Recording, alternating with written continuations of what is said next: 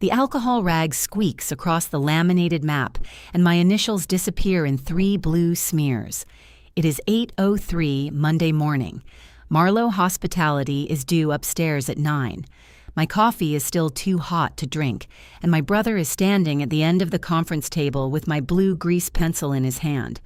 Effective immediately, we're realigning the coastal territory, Owen says. Your best accounts belong to the team now. 3 new boundaries cut through the counties I have worked for 11 years. My hotels go to Grant, my restaurant groups go to Tasha, the medical linen prospects I spent all spring qualifying go to Vic. Owen erases my name before our clients arrive. Across the table, Grant looks at me as if waiting for permission to breathe. I wrap both hands around my coffee and say nothing. The cardboard map tube is leaning against my chair. Owen caps the grease pencil with his teeth. Lena will focus on inland growth. There's enormous untapped potential there. The inland territory is 12 towns, 2 defunct conference centers, and a collection of independent motels that buy sheets at warehouse clubs. A narrow gray stripe along the highway has been colored yellow and labeled Growth Corridor, as if optimism were zoning. Tasha studies the map. When did this happen? We finalized it over the weekend. We, leadership. Denise Calder, our controller, is sitting beside me with her legal pad squared to the edge of the table. She makes one small mark with her pen. Raul Mendez leans back until his chair complains. He runs the plant, which means he can tell the difference between a sales strategy and a route schedule drawn by someone who has never loaded a truck at 4 in the morning. What happens to service responsibility? He asks. Same geographic assignment as sales. For existing customers. For efficiency, yes. Raul scratches the side of his jaw. That coastal truck doesn't come back empty. We'll get into routing later. That's usually when the truck comes back. Owen gives him a tight smile. He is good at tight smiles. He can make impatience look like executive focus, especially in a Navy suit that costs more than our oldest ironer operator makes in a week. He taps Marlowe's 17 properties with the grease pencil. Grant will take point on today's renewal discussion. Grant sits straighter. He has been with Mercer Linen for 9 months. He is smart, works hard, and still calls a fitted sheet a bottom sheet, which causes Raul physical pain. Today? Grant asks. You've seen the account summary. I've seen the CRM notes. Then you're prepared. Grant glances at me. His left cuff is buttoned wrong. Lena and I could tag team it. This is the transition, Owen says. Clean handoff. The tube touches my ankle when I shift my foot. Inside, it is the commission map Denise issued in January, signed by Owen in black ink after 3 weeks of argument over compensation. The laminated map on the table assigns geography. The paper map in the tube assigns money. Owen knows that, or knew it when he signed. My silence begins to bother him. Anything you'd like to add, Lena? Every face turns toward me. Through the glass wall, I can see the reception desk and the elevator beyond it. Our office occupies a narrow mezzanine above the plant. Even with the conference room door closed, the floor hums from the washers below. The air smells faintly of hot cotton, detergent, and the fried onions from Parisi's grill, whose aprons are somewhere underneath us in a blue bin. I take a careful sip of coffee. No, I say. I understand what you've drawn. His thumb rubs the grease pencil cap. Good, he says.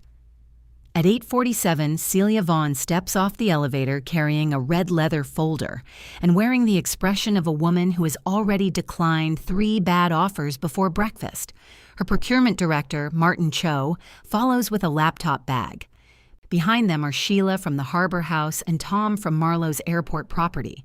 Celia sees me through the glass and points at the conference room. You're trapped, she says when I open the door. Briefly. I brought provisions. She hands me a white paper bag containing 4 almond croissants. Celia has brought pastries to every difficult meeting since the winter.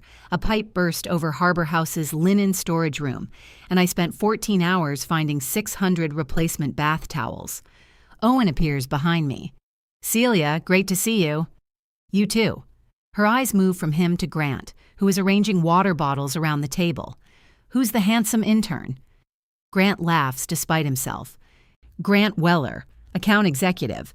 Then I apologize for both words. That's fair. Owen touches Grant between the shoulder blades and steers him forward. Grant will be leading the Marlowe relationship as part of our new territory structure. Celia stops taking off her coat. Leading what part? The account. She looks at me. I hold the pastry bag against my stomach. Owen changed the territory map this morning. This morning. Effective immediately, he says. Martin sets his laptop bag down without opening it.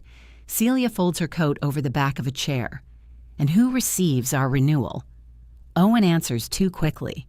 Marlowe belongs to the team now. That wasn't my question. It's a team commission structure. Denise walks in with her laptop. Owen watches her connect it to the screen. Denise, he says, we can settle internal crediting after the client meeting. Celia sits. Crediting affects behavior. Behavior affects my hotels. I'd rather know who gets fed if this goes well and who feels punished if I call it midnight. She calls it midnight, Sheila tells Grant. The Harbor House believes clocks are decorative, Celia says. Denise opens the compensation drive. She does not hurry. Denise never hurries when someone else wants her to make a mistake. The approved commission map is dated January 2nd, she says. Existing renewals remain with the originating account executive through the renewal window. Marlowe Hospitality is assigned to Lena Mercer. Owen keeps his voice even. The territory change supersedes it. I don't have a superseding commission document. I approve the realignment of territory. He looks at the screen. Denise has opened the map now, a clean white page divided by account families rather than counties. Marlowe Hospitality sits inside my blue section. Underneath it, in smaller type, are the 17 property codes and the renewal date. My name has not moved. For a few seconds, the only sound is the soft mechanical pulse coming through the floor. Celia opens her red folder, removes the renewal proposal we sent Friday, and places it face down. We should reschedule, she says. Owen pulls out the chair opposite her. There's no reason to delay. Service remains unchanged. I just met the person leading my account, and he learned he was leading it 40 minutes ago. Grant's face colors. This isn't on Grant, I say. I know. Celia looks at Owen. That's why I'm postponing instead of leaving. Martin slips his laptop bag back over his shoulder. Owen shifts tactics so smoothly that anyone who did not share his last name might miss it. His shoulders loosen, his tone warms. You're right. The rollout was too abrupt. Give us 48 hours to align responsibilities, and we'll come back with clarity. Friday, Celia says, 10 o'clock, at Harbor House. We'll be there. I want Lena there. Owen's smile holds. Of course. Celia stands and takes one of the croissants from the bag in my hands. I'm reclaiming my provisions. You brought 4. I was feeling generous at 8:47. She takes a second one and hands it to Martin. Grant waits until the elevator doors close before exhaling. Owen walks back into the conference room and shuts the door. Everyone except Lena, out. Denise unplugs her laptop. Leave the map up, he says. I need my computer. The commission map. I can email it. I have it. Apparently, Denise says, you have several. She leaves with Raoul. Grant pauses beside me. I really didn't know. I know. Tasha said there were rumors Friday, but I thought she meant route changes. Owen opens the door again. Grant. Grant goes. When we are alone, Owen stands beside the new laminated map. One blue smear remains where the edge of my name had been. He rubs it with his thumb, making it wider. You enjoyed that, he says. Which part? Watching me get blindsided. You called the meeting. You could have spoken up before Celia arrived. You could have spoken to me before you reassigned 11 years of work. I knew you'd react emotionally. I look at the rag in his hand, then at the clean, empty space where my initials were. You did it in front of 6 employees. That was an operational meeting. You used my pencil. He glances down at it. For God's sake, Lena. It is a ridiculous detail. That is why it gets through. His anger flickers into confusion, then something close to shame. He sets the pencil on the table. "We need the new washer," he says. "You know what the old system is costing us." I do. Our largest continuous batch washer is old enough that Raoul speaks to it with the strained courtesy people use around volatile relatives. It consumes too much water, requires parts machined by a shop in Ohio, and shuts down whenever a particular temperature sensor decides it has been disrespected. The bank wants margin improvement. Owen continues. Real improvement, not another quarter of clever adjustments. So you took my accounts. I redistributed accounts. And my commissions. Your compensation plan was built for a different company. It was renewed in January, before the financing terms changed. You signed it. I signed hundreds of documents. I let that sentence sit between us. Owen walks to the window overlooking the plant. Below us, carts move between sorting and washing in slow-colored streams, red bags for food and beverage, blue for hospitality, green for medical. Raoul stands near the scale talking to a route supervisor, one hand lifted toward our windows. Owen lowers his voice. If we miss this financing window, we spend another year throwing money into equipment that should have been scrapped. That affects 140 people. Then bring me the numbers and ask me to renegotiate. You would have said no. You decided that was the same as asking.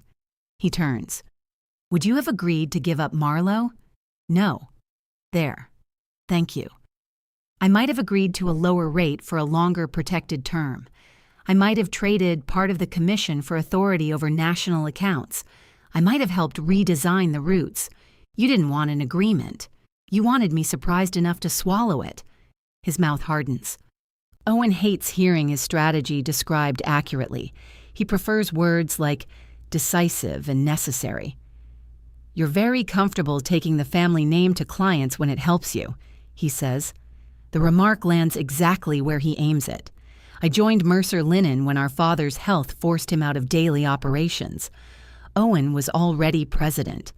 I never asked for his job, but every success I had came with a footnote. Family introduction, family access, family patience.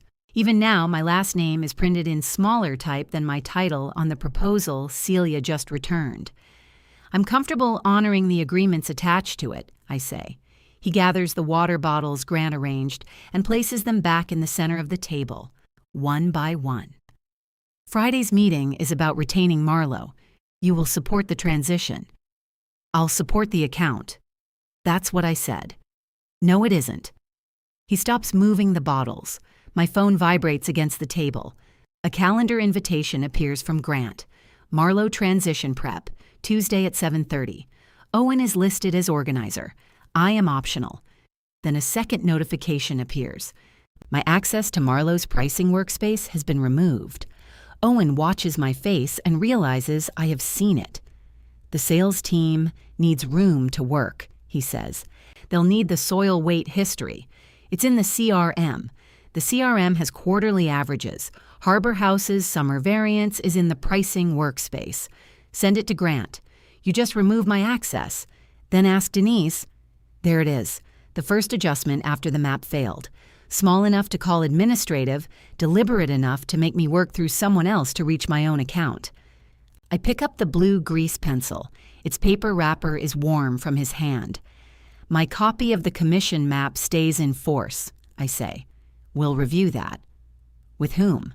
Leadership. Denise is leadership when the document needs a signature. Does she become accounting when the signature costs you money? His eyes sharpen. Be careful. I am being careful. I slide the pencil under the rubber band on the cardboard tube. Owen looks at it, and for a moment we are brother and sister again, each waiting for the other to soften first. He almost does. I see it in the breath he takes. Then his computer chimes. He checks the message, and the softness disappears. Our counsel believes the Marlowe additions may qualify this as a new master agreement, he says. The 4 boutique properties are not even operating under Marlowe yet. 2 are still waiting on liquor licenses. Owen has been working for less than an hour, and already he has found a new name for my renewal. He opens the conference room door. "Friday," he says. "Come prepared to be useful." I carry the tube back to my office. On the way, I pass Grant studying the laminated territory map. He has a legal pad in one hand and a worried crease between his eyebrows. "Lena," he says, "which route handles Marlow Airport?" 42. The map says 38. 38 delivers. 42 picks up. Why? Because 42 returns past Parisi's, and their kitchen linen covers the extra coastal miles. He looks down at his notes. That isn't in the account summary. No. What else isn't in it? Through my office window, I can see Owen wiping the last blue smear from the conference table. A lot, I tell Grant. Then I shut my door, unroll the approved map, and find the clause Owen has just decided to rename. The clause is halfway down the second page, under Account Families. Any location added under a customer's common purchasing authority during the existing renewal window remains attached to the originating account family for compensation purposes. Owen's initials sit in the right margin. Mine are beneath them. Denise's full signature is at the bottom beside the date. I remember the argument that put the language there. 2 years earlier, Owen wanted regional customers to combine their purchasing so he could offer volume pricing without paying separate acquisition commissions each time they opened a property. I wanted protection from exactly what he is trying to do now. We settled on common purchasing authority as the line. At the time, he called it elegant. I take a picture of the page, then another showing it inside the full document. The paper curls back towards the cardboard tube when I release it. Denise answers my email 9 minutes later. Received. Preserved with compensation records. Please do not write on the executed copy. I look at the grease pencil clipped beneath the rubber band. I wasn't going to. Her reply comes almost immediately. "You always say that." At 7:20 the next morning, Grant is standing outside the locked conference room with a box of coffee and a presentation clicker. He has corrected his cuff buttons. He has also brought a garment bag. "What's in there?"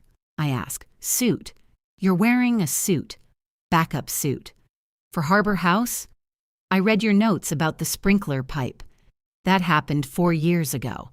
It could happen again." I unlock the room with my badge. "That's the spirit." He follows me in. "Owen said you were optional. So did the invitation. But you came. I work here." That isn't the same answer. He sets the coffee on the sideboard. I leave the cardboard tube in my office. Bringing it into every room would turn it into a weapon before I need one. Grant has rebuilt the Marlow presentation from our CRM summaries. It is clean, persuasive, and wrong in 6 places. He has the current property count, annual pounds, service frequency, and stain rewash percentage. He does not have seasonal volume swings, emergency stock agreements, or the fact that Marlow Airport's banquet linens are washed on a different formula because their catering department uses saffron oil in nearly everything. "You put Harbor House at 4 turns, I say. That's what the system says. 4 standard turns. They run a 5th pickup on holiday weekends. I didn't see that. It's billed under event support. Grant types a note. Why?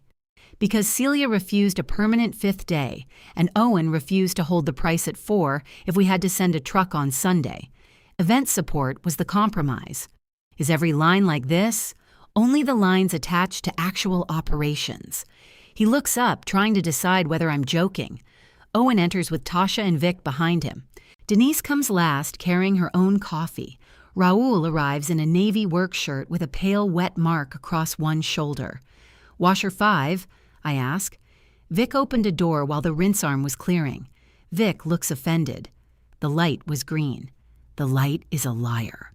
Owen places a stack of printed pages in front of each chair. The top sheet is labeled Marlow Enterprise Consolidation.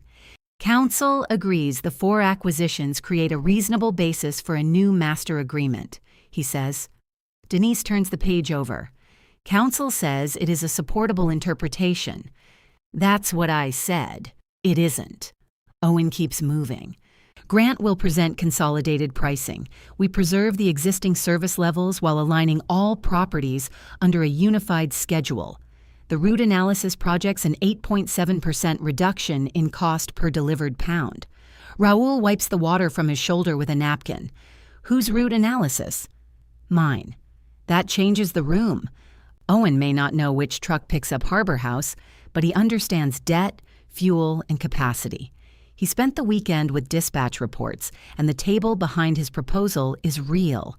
He explains that moving 2 low-volume restaurant accounts from Route 42 to Route 19 would shorten the coastal loop.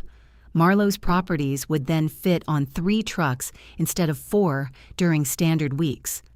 The new washer would reduce water use by nearly 1/3 and let the plant process the combined volume in a narrower shift. Grant listens with open admiration. Tasha begins marking the handout.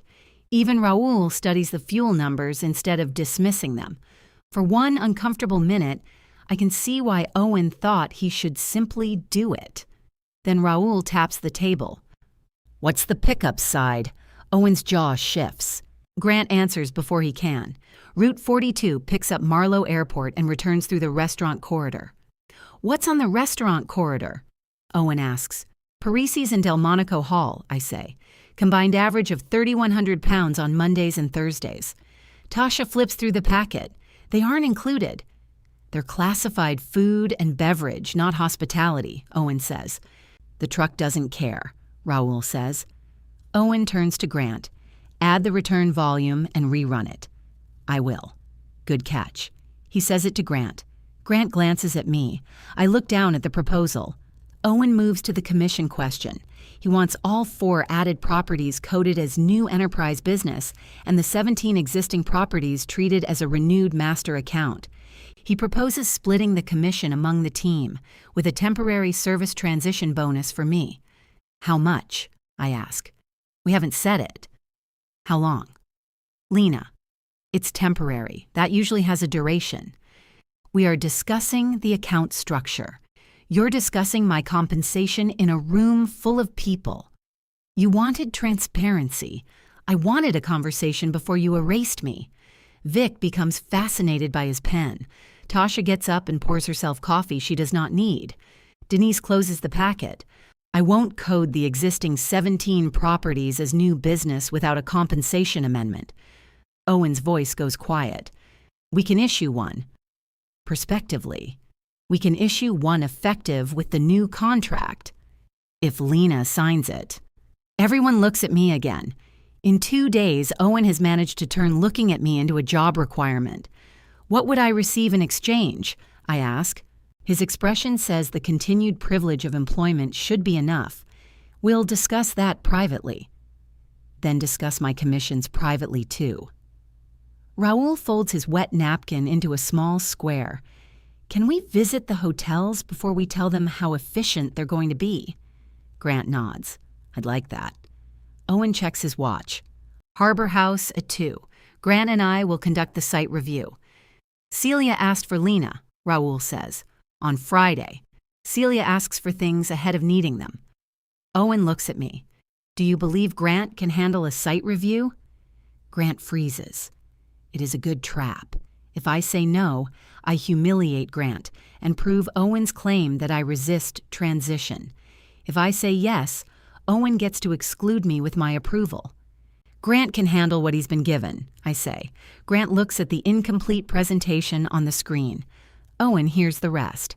At 11, Denise steps into my office and closes the door with her heel.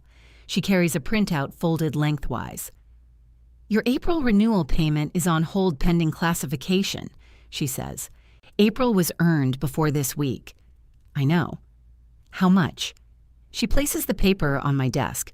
The number is a little over half my usual monthly take-home pay. Owen told payroll?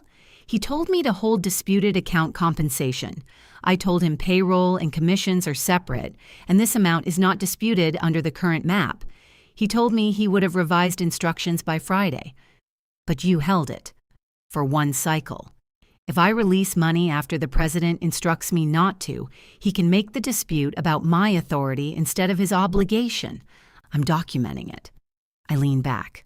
My office chair gives a familiar click at the bottom of its range.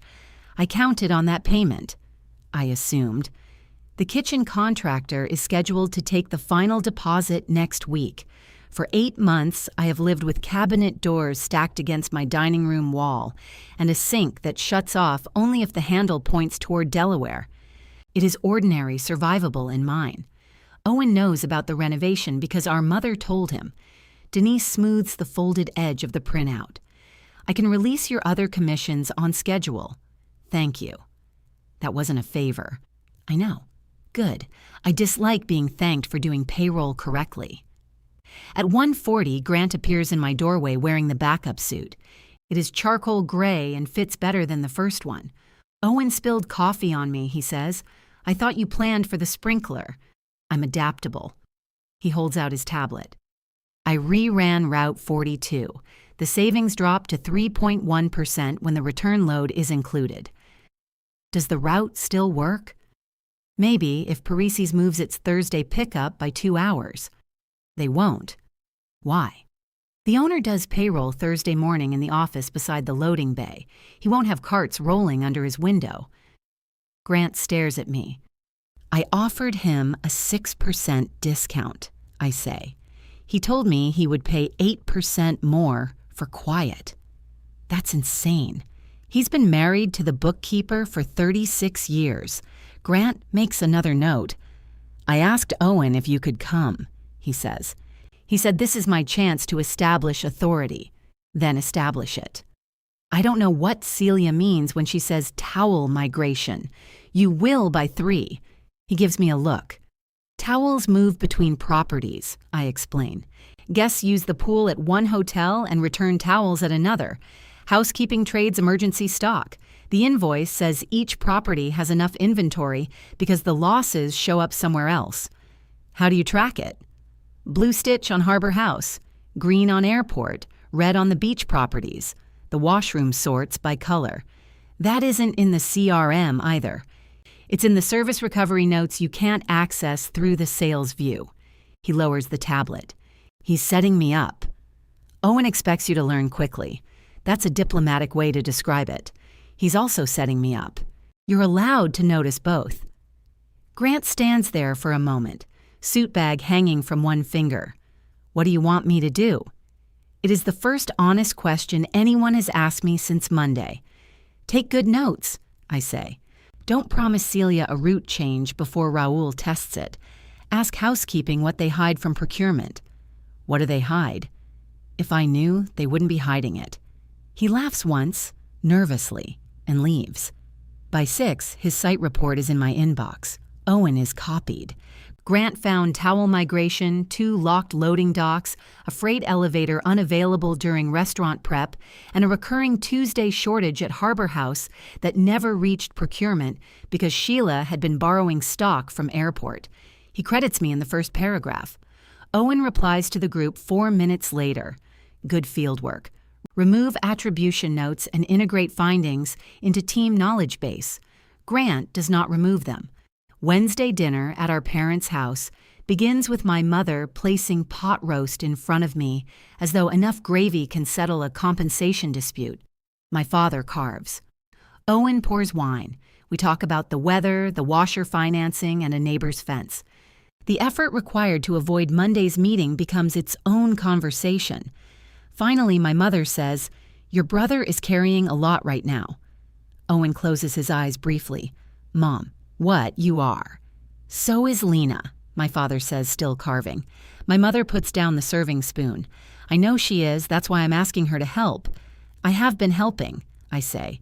"You know what I mean." "Yes." Owen drinks his wine. My mother looks at him. "And you shouldn't have surprised her." "Thank you," he says. That was not praise. My father sets a slice of beef on my plate. The knife makes a soft scrape against the platter. "The bank repriced the loan," Owen says. "If the equipment order slips past this quarter, the manufacturer won't hold our slot.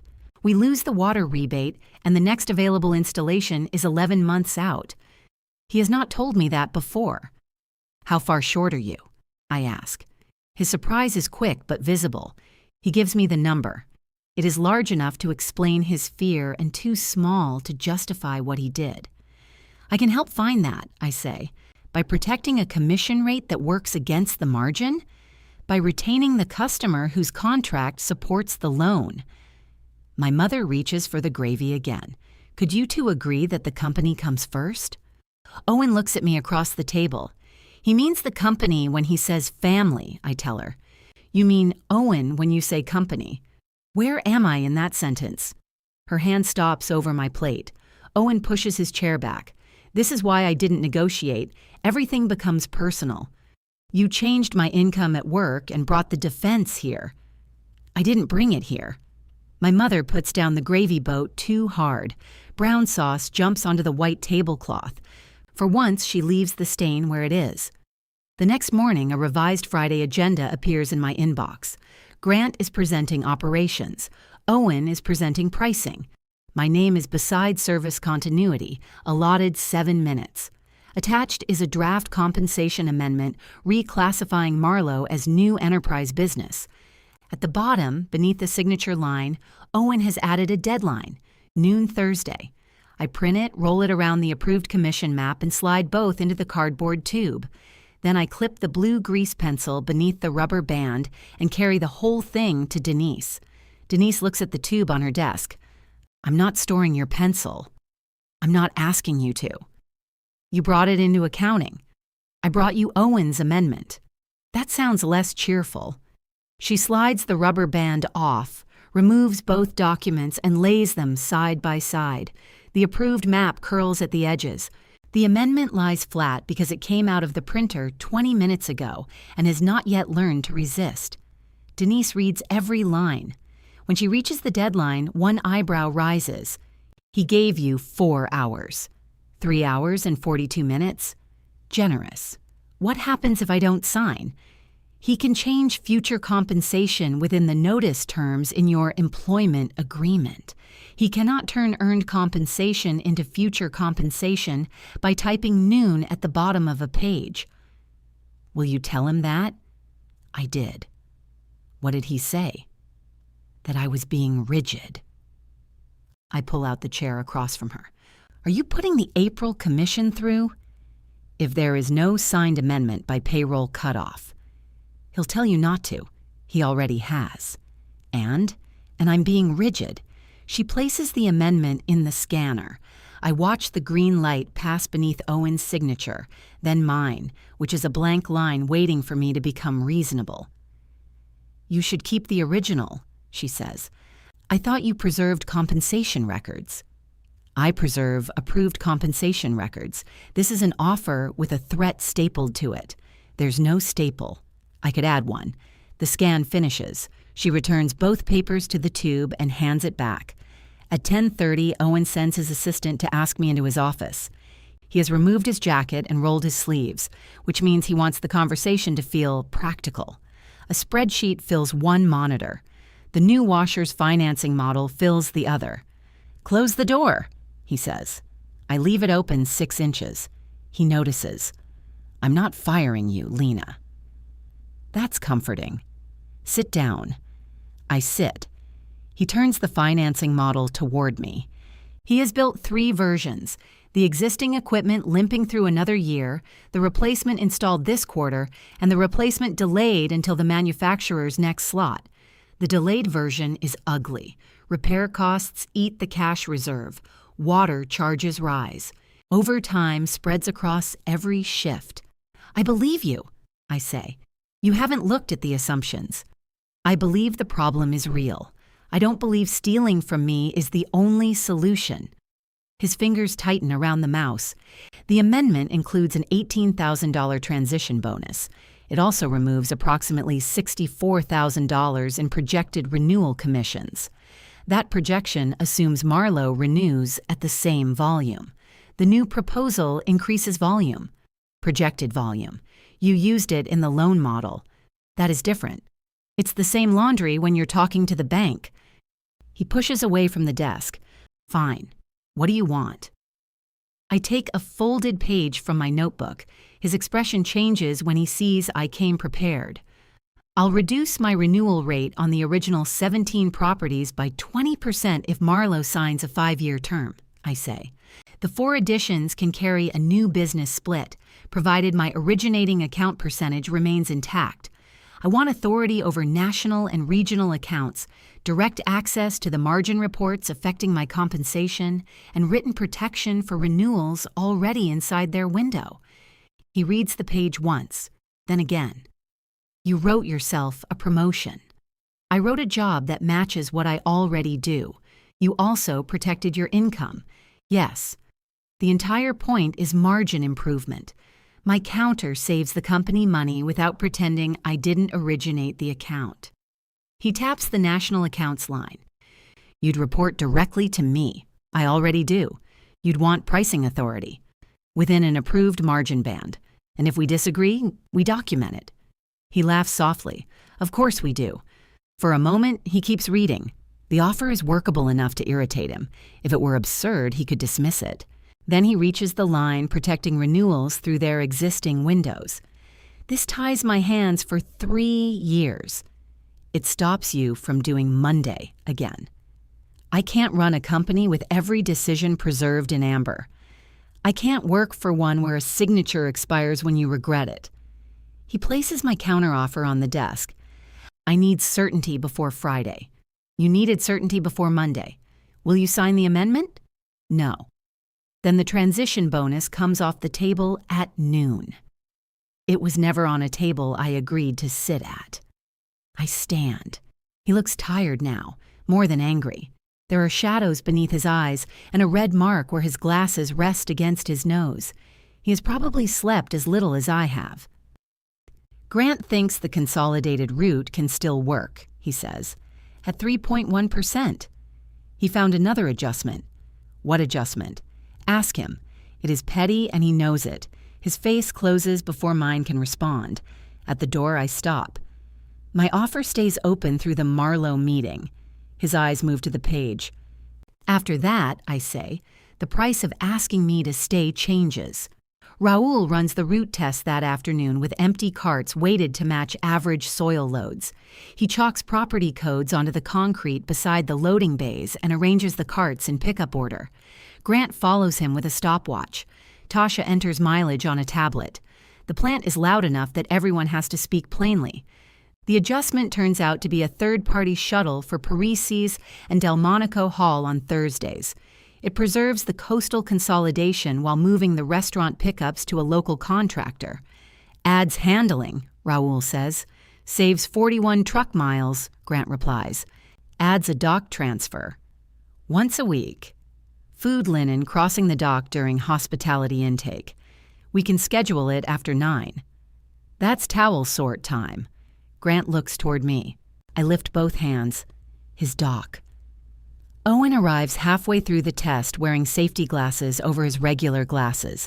The doubled frames make him look like a nervous owl, which Tasha notices at the same moment I do.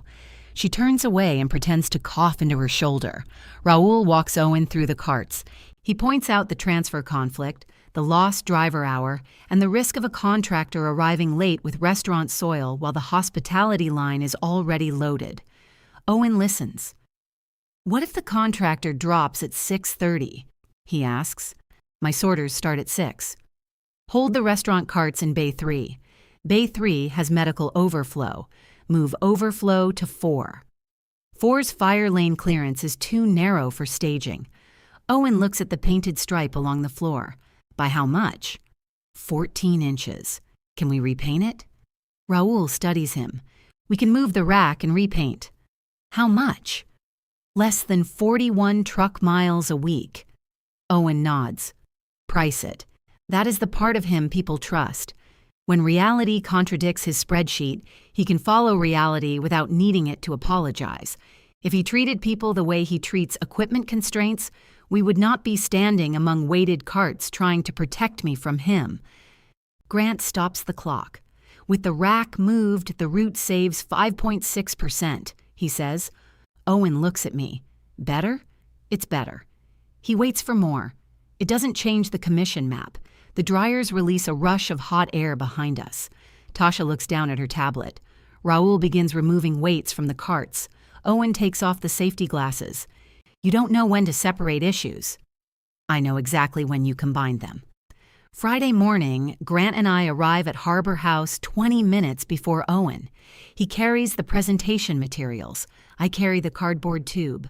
The hotel's loading entrance opens onto a narrow service alley that smells like coffee grounds and sea air. Housekeeping carts line one wall beneath pipes painted the same cream as the ceiling. Someone has taped a handwritten sign to the freight elevator. Out of service between 10:30 and 12 o'clock for kitchen delivery. Grant takes a picture. You believe me now? I ask. I believed you Tuesday. You still made the site visit. I wanted the full religious experience. Sheila comes through the service door with a radio clipped to her jacket. You're early, she says. He's new, I tell her. Grant smiles. I'm trying to establish authority. Sheila looks at the cardboard tube under my arm. How's that going? Mixed results. She leads us into the linen room. Blue-stitched Harbor House towels occupy the upper shelves. A stack of green-stitched airport towels sits behind a cart near the emergency exit. Grant points. Migration. Sheila sighs. That makes it sound seasonal. How many? 28 bath, 40 hand, maybe 70 washcloths. Maybe. Washcloths are free spirits. Grant starts counting. I check the par sheets clipped beside the shelves. Tuesday's shortage is marked in Sheila's square handwriting. Beneath it, she has written, Borrowed airport return after event. You've had 3 shortages this month, I say. We had 2 conferences and a wedding block. Why didn't you submit emergency support? Sheila gives me a look. Because procurement thinks emergency support means somebody failed. It usually means occupancy changed. Tell Martin. I have. Tell him in a deeper voice. Grant laughs from behind the cart. Owen enters with Martin and Celia. He is carrying the red pricing binders, and his tie is the dark green one our mother gave him last Christmas. He sees the tube beneath my arm and looks away. Celia surveys the migrated towels, the open par sheets, and Grant, kneeling on the floor counting washcloths. Strong start, she says. 73, Grant replies. See, authority. We move upstairs to a private dining room overlooking the water. A long table has been set with coffee, fruit, and small bottles of sparkling water that cost more than they should. Celia places her red leather folder at the head. Martin sits beside her. Sheila brings Tom in on a tablet from the airport property. Grant presents first. He does not pretend the route design came fully formed. He explains the original 5.6% savings, the third-party restaurant shuttle, the dock adjustment, and Raoul's requirement for a 30-day operating test. Celia interrupts twice. Martin asks about fuel escalation. Sheila asks who pays when the contractor arrives late. Grant answers what he knows and marks what he does not. When he reaches service continuity, he clicks to my 7-minute section. I explain the emergency stock plan, towel transfer reporting, and a proposed threshold that lets property managers request support without labeling it a service failure. Sheila looks at Martin when I say that. Martin adjusts his glasses. Fine, he says. Call it occupancy variance. Elegant, I say. Owen's eyes flick toward me. He remembers the word, too. The room loosens. Celia asks for coffee. Grant takes a sparkling water and immediately regrets it when the cap sprays his notes. He reaches for a napkin. Backup suit? I ask. In the car. Even Owen laughs. Then he opens the pricing binder.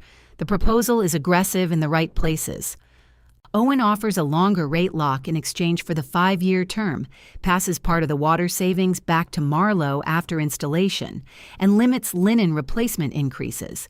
Celia likes the water use reporting. Martin likes the cap.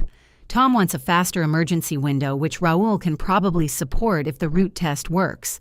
I can feel the contract moving closer. Owen turns to the final page. These terms cover all 21 properties under one new enterprise agreement, he says. That gives Marlowe centralized pricing and gives us a single operational structure. Celia folds her hands over the red folder. What makes it new? The additional properties, expanded volume, unified service terms, and revised route model. The 17 current hotels are renewing. They're entering a new master structure. Who receives the commission? Owen glances at me. The enterprise team. Celia looks at Grant. Grant sets down his wet napkin. The approved map assigns the existing renewal to Lena. The 4 additions are disputed. Owen's face goes still. Martin opens his laptop. Disputed by whom? Internally, Owen says. It has no effect on Marlowe. It delayed Monday's meeting, Celia says. It appears to be the most effective thing in the room. She opens her red folder and removes a schedule of properties, acquisition dates, and purchasing authority. Each of the 4 boutique hotels is listed beneath Marlowe Hospitality's existing procurement office. We structured these acquisitions to enter our current purchasing agreements, she says. Lena helped us map the transition last fall. Owen turns toward me. You knew about this schedule? I knew how Marlowe planned to purchase. This wasn't in the CRM. It was confidential until the acquisitions closed. Celia slides the schedule across the table. It stops beside my cardboard tube. Then let's stop arguing with labels, she says. Show me where those properties sit on the approved commission map. I pull the rubber band from the tube. The approved map tries to roll itself closed as soon as I spread it across the table. Grant catches one corner with a sparkling water bottle. Martin holds down another with his laptop. Celia places her red folder on the third. Owen watches me unclip the grease pencil. Lena, he says, don't mark the executed copy. Denise has trained him too. I turn the map so Celia can read it. The account families are organized by purchasing authority, not geography. I find Marlowe's blue section, then place Celia's acquisition schedule beside it. The existing 17 properties are here, I say.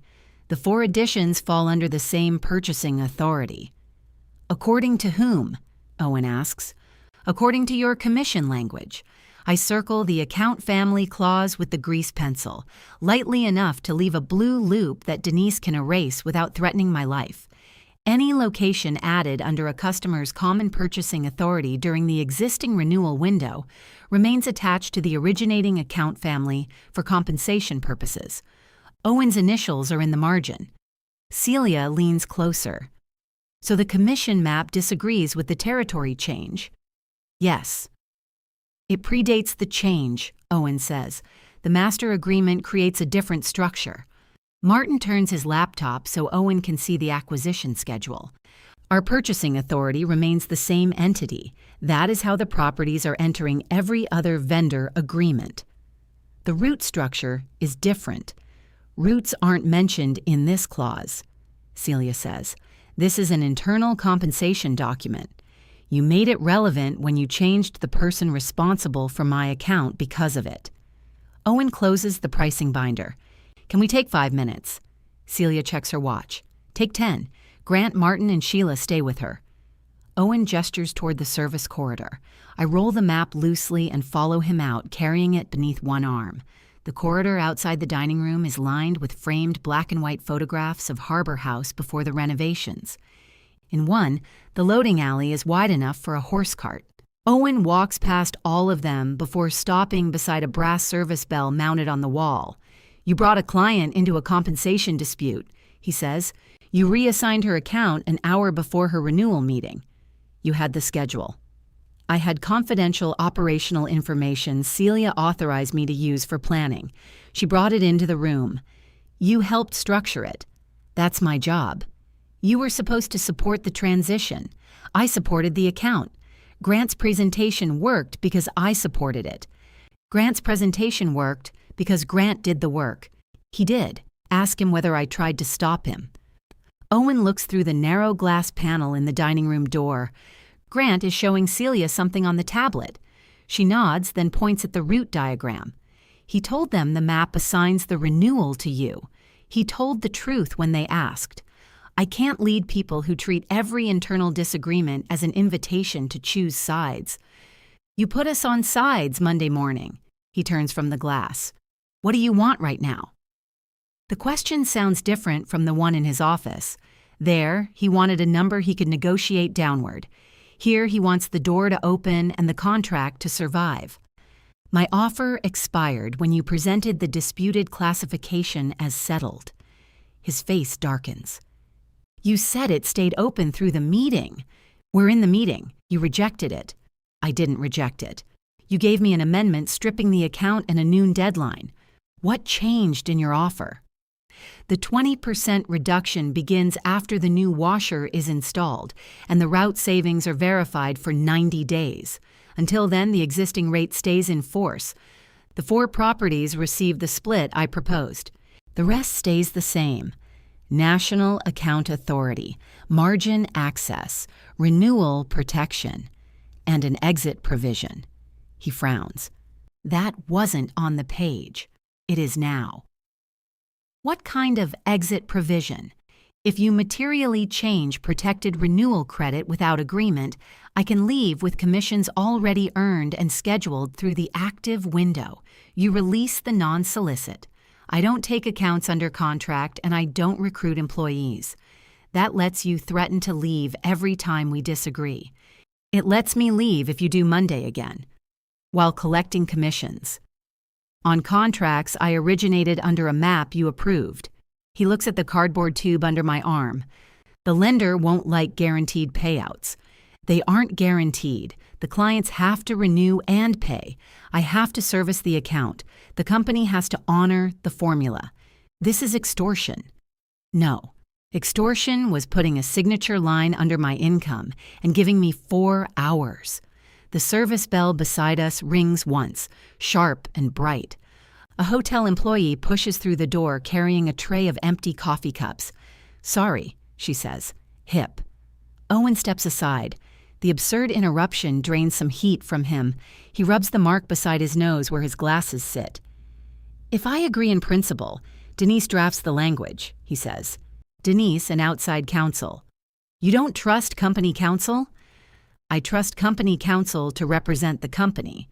And who represents you? Right now, me. He looks tired again. I feel the old reflex to make it easier for him, to offer the softer sentence, to remove one demand so he can call the rest his idea. I hold the tube tighter. He opens the dining room door. Celia is still at the head of the table. Did you solve capitalism? Temporarily, Owen says. It is good enough to earn the smallest corner of her smile. He sits and reopens the pricing binder. The current commission map will govern the 17 existing properties, he says. Each word seems to have edges. The 4 additions will be credited under a negotiated expansion split. Lena will remain accountable for the Marlowe relationship through implementation, with Grant managing the route transition and day-to-day expansion work. Accountable with authority? Celia asks. Owen glances at me. Within approved pricing and operating parameters, which she can see? Yes. Martin types something. Celia taps the proposal. I want the implementation lead named in the agreement. If you change that person during the first year, we get a service review and the right to reopen the transition schedule. That's reasonable, I say. Owen gives me a look. You brought me for service continuity. He turns back to Celia. We can include a review provision. The meeting resumes, but the room has changed.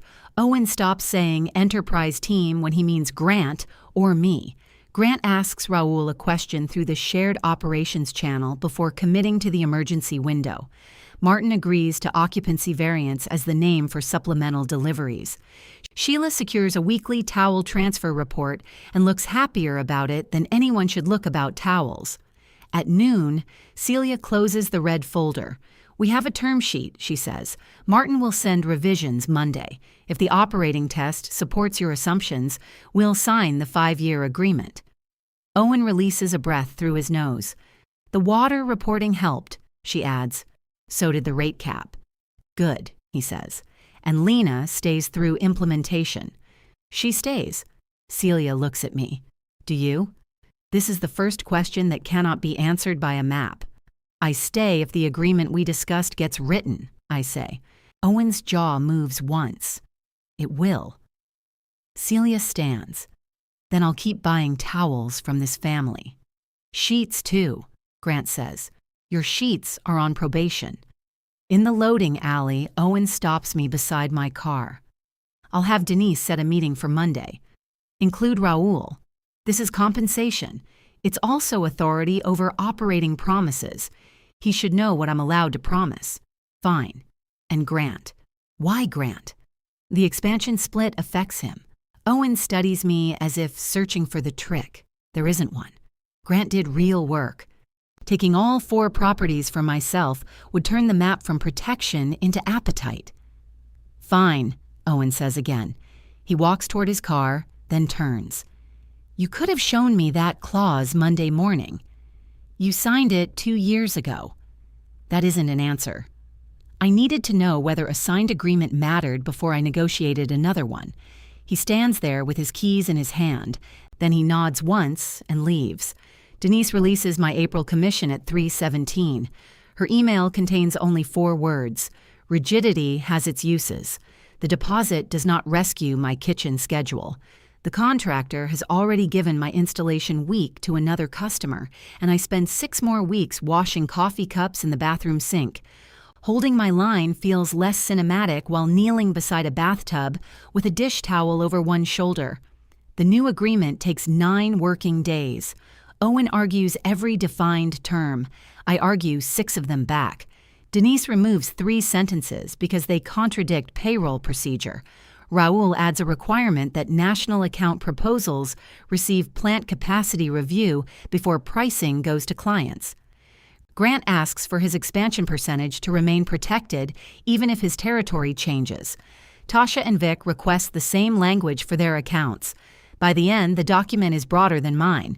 Existing renewals stay with the originating representative through the approved window. Territory changes require written service and compensation notices.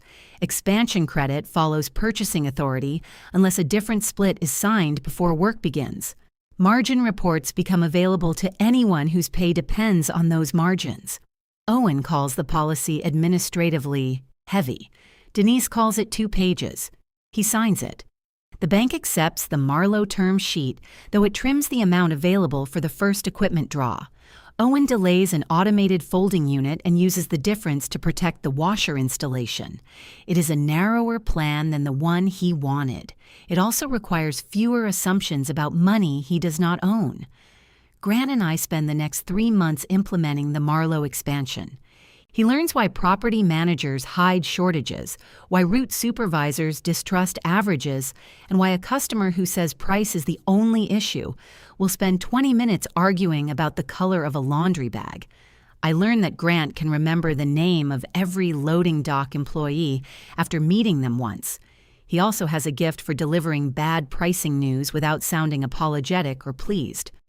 When one of the boutique properties insists on 6 weekly deliveries at a 4-day rate, he slides the service calendar across the table and asks which 2 days they would like Mercer to donate. They choose 5 deliveries. The route test delivers 5.2% savings after the Bay 3 rack is moved and the fire lane stripe repainted.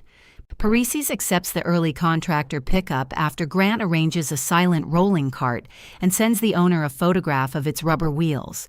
Raul complains that salespeople should not be rewarded for discovering wheels. He approves the route anyway. The washer arrives in sections on 3 flatbed trucks.